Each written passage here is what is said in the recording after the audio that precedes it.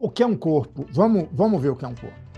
Eles dizem assim: o presente é a única coisa que existe no tempo e o corpo é a única coisa que existe no espaço, ou no vazio, melhor dizendo.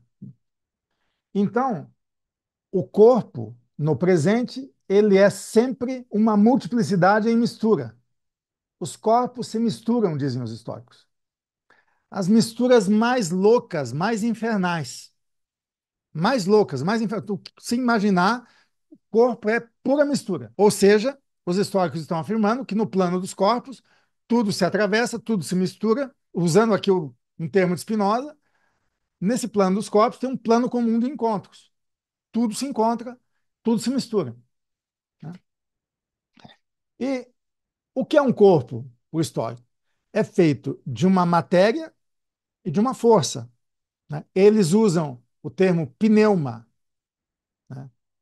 Pneuma é um sopro vital, que seria o que Nietzsche chama de força ativa, talvez. Dá para a gente fazer aí um paralelo. Ou que Spinoza chama de potência de afetar. E toda a potência ou força, ou pneuma, está numa matéria que resiste.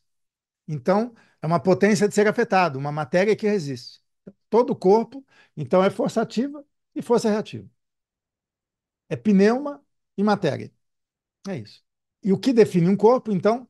O que define um corpo é até onde vai a realidade concreta de um corpo, até onde ele existe, até onde pode ir a sua ação e tudo que ele pode resistir.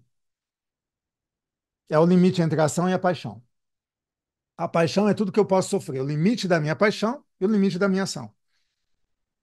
Só que nos estoicos se dá o contrário de Sócrates, Platão e Aristóteles. Porque Sócrates, Platão e Aristóteles acreditam que o limite vem de fora e causa a ordem, causa o corpo, causa a individuação, causa as realidades.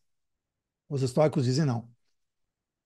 O limite não vem de uma forma, ou melhor, a forma ou o limite é um efeito da força. Por exemplo, o corpo, ele é como uma semente ou como um ovo. Na medida que a força que está ali vai se efetuando através de uma matéria, ele vai se desdobrando, se desenvolvendo, se expandindo. Até onde? Até onde ele pode, até onde essa força pode. Não é até onde tem um limite dado. Né? O limite é sempre um efeito flutuante do exercício da força, do exercício da potência. Né? Ah, então, um corpo que se efetua, ele só se efetua se misturando, e ao se misturar, ao encontrar, ele se diferencia,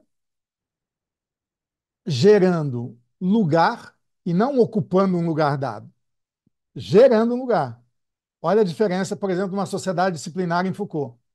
Sociedade disciplinar em Foucault, você tem uma forma de conteúdo, por exemplo, a prisão, por exemplo, o hospital, por exemplo, a fábrica, né? Por exemplo, a casa e a família, né? Que produzem uma forma no indivíduo, uma forma do corpo, um lugar. Ocupe seu lugar, vá para o seu quarto, sente direito na mesa, olhe para o professor, fique em fila. É toda. Não. Nos estoicos o corpo, ele traça, ele produz o lugar como efeito do encontro na relação com outros corpos, com outras potências. Então, ele não ocupa o lugar dele porque não tem lugar dele. Ele produz lugar. Olha que elemento revolucionário para a nossa vida.